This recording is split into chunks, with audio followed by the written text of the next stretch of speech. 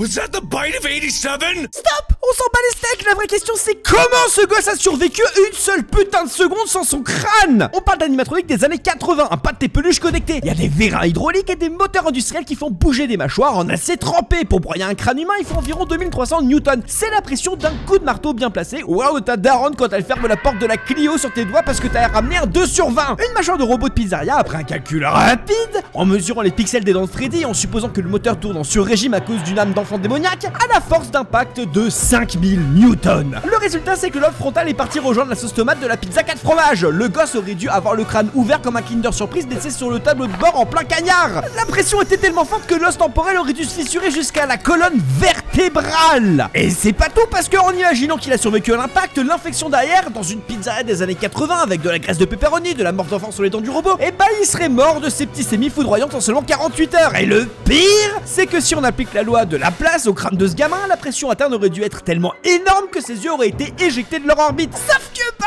il a survécu et je t'explique bientôt comment.